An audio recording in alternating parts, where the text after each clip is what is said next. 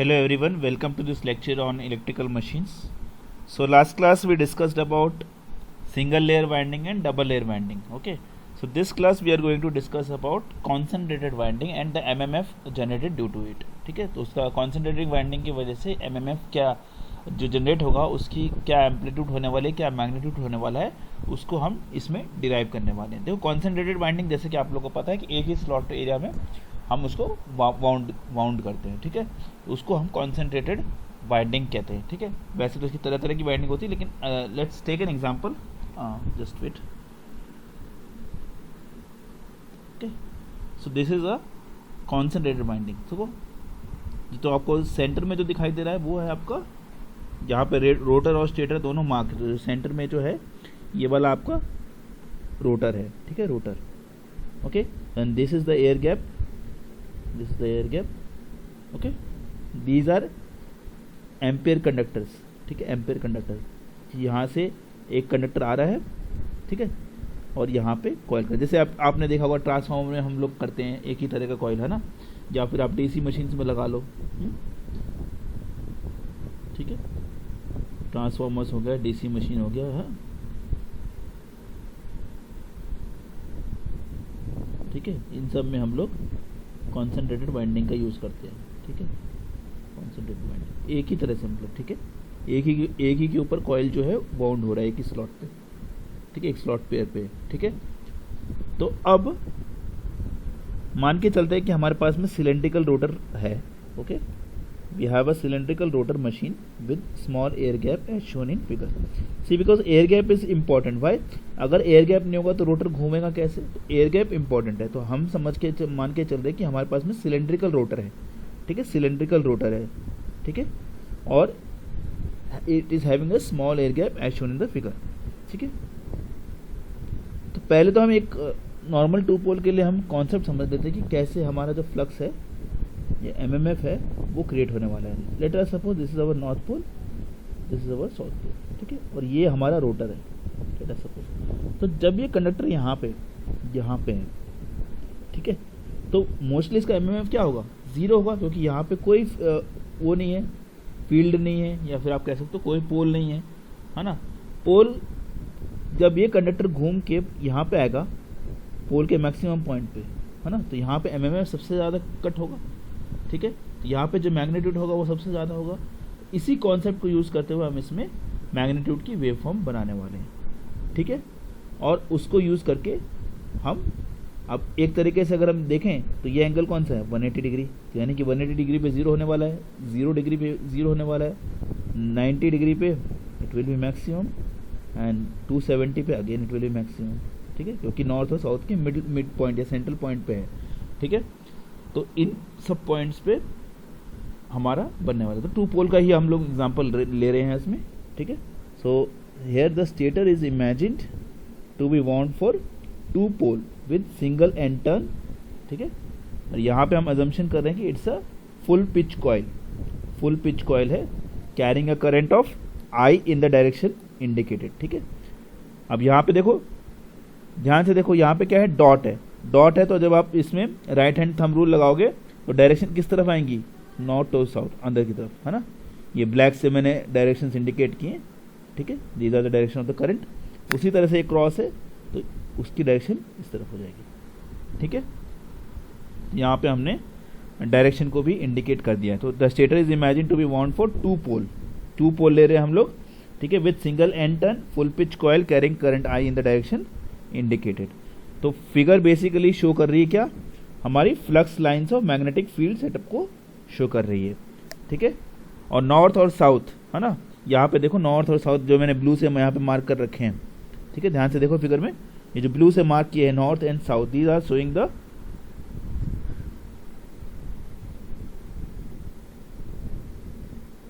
The poles that are induced on the stator periphery. ठीक है, तो अभी इसी को अगर हम इस पूरे रोटर को सपोज करो कि अब मैंने यहाँ पे एक बीच से कट कर दिया इसको, है ना. लेट अस सपोज ये एक्सिस है, इस एक्सिस से मैंने इस रोटर को कट कर दिया, और उसके बाद में मैंने इसको फ्लैट कर दिया. तो उसके बाद में मेरा कैसा डायग्राम बनेगा उसको हम देखते हैं. ठीक है, तो इस तरह का डायग्राम बनेगा. ये आप देख रहे हो ना, इस तरह का डायग्राम बनेगा। ओके, तो यहाँ पे मैंने इंडिकेट किया है कि रोटर सरफेस कौन सा है और स्टेटर सरफेस कौन सा है। ठीक है, rotor surface is also indicated and stator surface is indicated. ठीक है, तो जैसा कि मैंने कहा था, याद करो क्या कहा था मैंने, π/2 पे it will be going to the maximum. वो नेगेटिव में भी हो सकता है मैक्सिमम, पॉजिटिव में भी हो सकता है, और 0 पे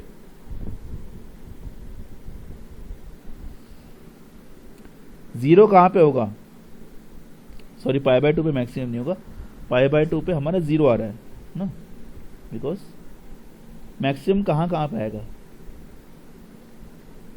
जब वो, क्योंकि यहाँ पे हमारा देखो, यहाँ पे हमारा ये है, क्या बोलते हैं इसको, पोल्स है। ठीक है, तो जब मेरा रोटर घूम के यहाँ पे आ रहा है तो यहाँ पे मैक्सिमम होगा। ठीक है, जहाँ पे पोल्स होगा वहाँ पे मैक्सिमम होगा, है ना। तो यहाँ पे पोल्स कहाँ पे, इधर नॉर्थ साउथ। तो जब 0 और 180 डिग्री पे पोल्स हैं मेरे, तो मेरा क्या आएगा, मैक्सिमम MMF आएगा। ठीक है, और जैसे ये यहाँ पे पहुँचते हैं, यानी कि पोल से दूर रहे हैं, तो यहाँ पे मेरा मिनिमम आएगा, यानी 90 और 270 पे मेरा 0 आने वाला है। ठीक है, तो उसी को हम यूज़ करते हुए यहाँ पे करेंगे। तो आप देख रहे हो यहाँ पे, देखो यहाँ पे 0 आ गया। ठीक है, अब यहाँ पे आया, यहाँ पे आते ही मुझे किसके बीच में आ गया, ये नॉर्थ और साउथ पोल के मिडिल में आ गया। तो यहाँ से हमारा जो है 0 से स्टार्ट हो गया। ठीक है, तो 0 पे मेरा मैक्सिमम पॉइंट मिल गया मुझे। अब वापस इधर जाओगे π/2 पे, again it will go down to 0।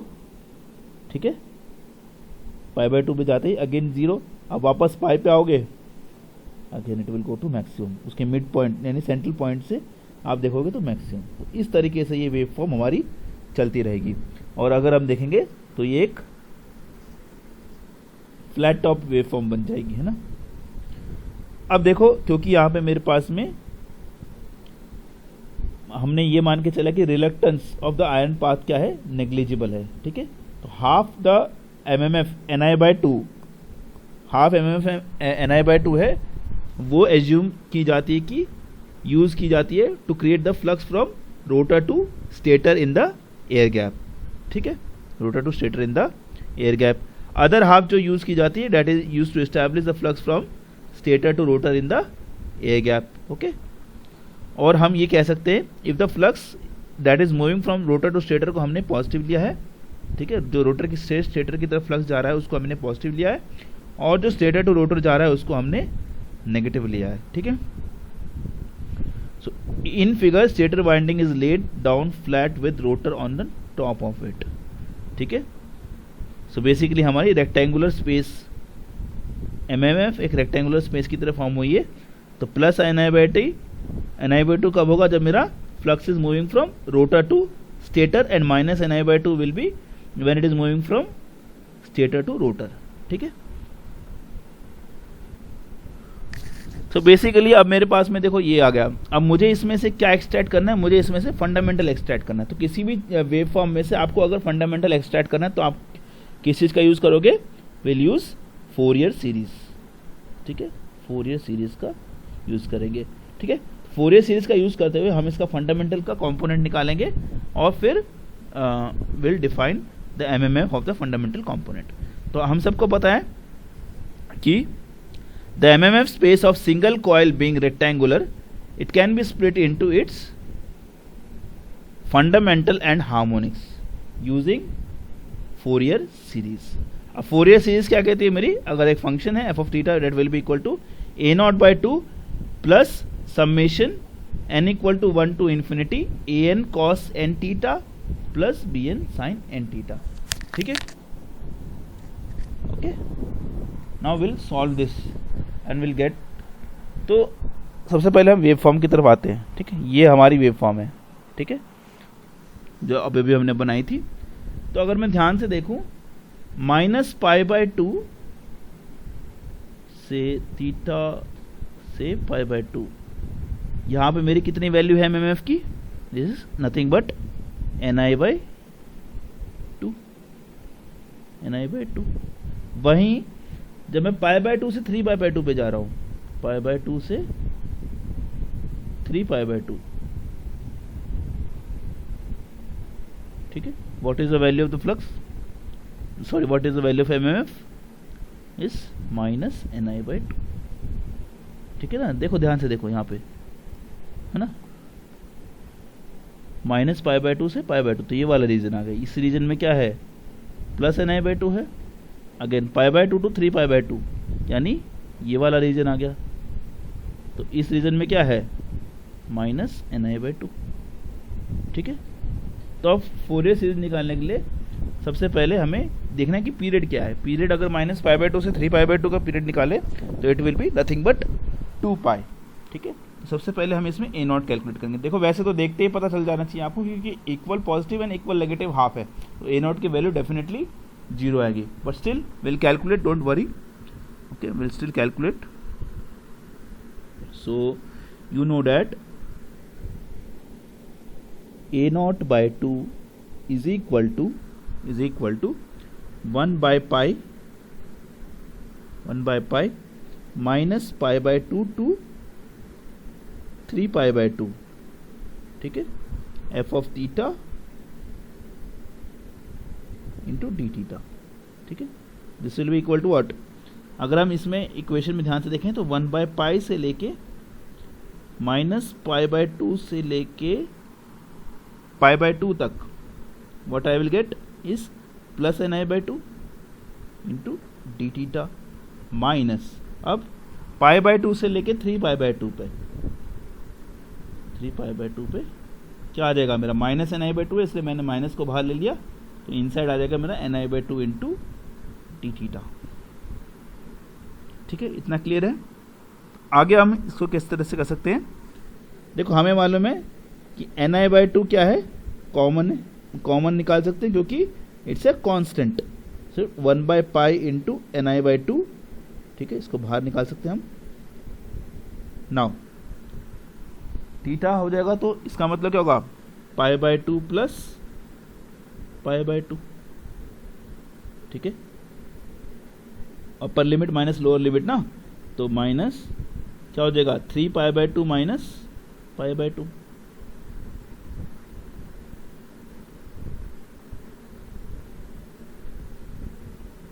ठीक है, now if you look closely 1 by pi into N I by two. ठीक है, pi by two plus pi by two is how much, nothing but pi, minus 3 pi by two minus 2 pi bye minus pi by to कितना हो जाएगा, 2 pi by two, 2 cancel होगा यानी minus pi you will gate. ठीक है, तो जैसा कि मैंने आपको कहा था कि वेवफॉर्म को देखते ही आपको पता चल जाना चाहिए that A naught will be equal to 0. So from this waveform you can write a naught is equal to 0. First component हमें मिल गया। अब मुझे इसमें से ए एन को निकालना है। ठीक है, तो ए एन के लिए निकालने के लिए क्या फॉर्मूला था, फूरियर सीरीज आप लोगों ने पहले लोअर क्लासेस में पढ़ी होगी। So A N will be equal to 1 by pi. ठीक है, लिमिट्स कहाँ से आएंगी यहाँ पे, माइनस पाई बाय टू से लेके 3 पाई बाय टू तक, 3 पाई बाय टू तक, यहाँ तक लिमिट आएंगी। ठीक है, F of theta into cos of N theta into D theta. ठीक है, ये आ गई आपकी। अब इसको लिमिट्स को ब्रेक करो, तो 1 by pi minus pi by two to pi by two. ठीक है, N I by two cos of N theta D theta minus, ठीक है, पाई बाय टू से लेके 3 pi by two, again N I by two cos of N theta D theta. ठीक है, क्योंकि पाई by two से 3 पाई बाय टू क्या है, नेगेटिव हाफ में जा रहा है मेरा। So again N I by two यहाँ पे क्या है, कांस्टेंट है, तो 1 by pi into N I by two आ जाएगा, into N I by two आ जाएगा। ठीक है, इसको हमने बाहर निकाल लिया। ठीक, अब इनसाइड को सॉल्व करेंगे, यानी integral of minus pi by two 2 pi by two cos of N theta D theta, okay, minus pi by two 3 pi by two cos of N theta into D theta. ठीक है, simple. अब let us solve this. Cos of N theta, इसका क्या integration होता है, sine of N theta by N. So again N constant है तो हम इसको बाहर निकाल लेंगे, 1 बाय एन पाई हो जाएगा and will get N I by 2 and this will be minus pi by 2 to pi by 2 sine of N theta. ठीक है, इसी तरीके से minus pi by 2 to 3 pi by 2 क्या आ जाएगा, sine of N theta. Alright, ना clear है सबको? Alright, so this will be equal to nothing but 1 by N pi, ठीक है, into N I by 2 into upper limit minus lower limit करो तो sine of N pi by 2, ठीक है, plus sine of N pi by 2, ठीक है, minus sine of N into 3 pi by 2, okay, minus sine of N pi by 2।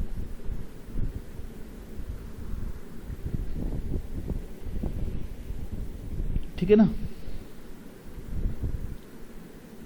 अब sine of N pi by 2 plus sine of N pi by 2 कैसे लिख सकते हो आप, 2 times of sine of N pi by 2, 1 by N pi N I by 2, this will be 2 times of sine of N pi by 2, है ना, minus.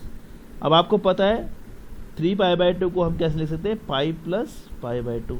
पहले इसको हम इस तरह से लिखते हैं, तो sine of pi N into pi plus pi by 2, okay, minus sine N pi by 2, ठीक है, साइन एन पाई बाय 2, ये पूरा ब्रैकेट में इस तरह से। अब पाई प्लस पाई बाय 2 कौन से क्वाड्रेंट में आता है, 4th क्वाड्रेंट में आता है, वहाँ पे साइन क्या होता है, नेगेटिव होता है। Therefore you will get 1 by N pi N I by 2 2 sine N pi by 2, ठीक है, minus this will be minus sine of N pi by 2 minus sine of N pi by 2, ठीक है। So this will be again 2 sine N pi by 2। So finally what will get, 1 by N pi into N I by 2, ठीक है, into 4 sine N pi by 2, ये आ जाएगा मुझे, है ना। Finally I will get this. और B N अगर आप ध्यान से देखो तो बी एन में साइन एन थीटा आ जाएगा, तो डायरेक्टली एन आई बाय 2 मेरा कांस्टेंट है, सो ये ऑड फंक्शन है, तो B N will become equal to 0, ठीक है, B N will become equal to 0। तो अब इससे मेरी पूरी सीरीज क्या आ जाएगी, F of theta is equal to बता क्या आएगी, summation N equal to 1 to infinity 1 by N pi into N I by 2, ठीक है, into 4 sine N pi by 2 into cos of N theta. क्यों? क्योंकि देखो जब भी हम फोरियर सीरीज निकालते हैं तो it's nothing but A naught by 2 plus summation N equal to 1 to infinity A N cos N theta plus B N sine N theta होती है ना। तो यहाँ पे बी एन तो 0 है, तो ए एन की वैल्यू है हमने यहाँ पे लिख दी, ठीक है। अब अगर मुझे इसमें से फंडामेंटल कंपोनेंट निकालना है तो what I will substitute is N equal to 1 I will substitute, N equal to 1 substitute करेंगे तो क्या आएगा, F 1 of theta is equal to क्या आएगा, 4 by pi N I by 2 cos of theta, ठीक है। So this is what I was expecting, ठीक है। तो ये मेरा एमएमएफ आएगा, ठीक है, where theta is nothing but electrical angle measured from magnetic axis of the coil. ठीक है, which coincides with the peak of the fundamental wave, ठीक है। इसकी मैक्सिमम वैल्यू क्या होगी, f1 of theta is equal to 4/π ni/2। So ये MMF की value होगी when we are considering the coil to be concentrated coil, ठीक है। तो इस लेक्चर के लिए इतना ही। अगले लेक्चर में हम will see how to calculate the MMF of a distributed coil, ठीक है, distributed coil. Thank you for patient listening, thank you very much.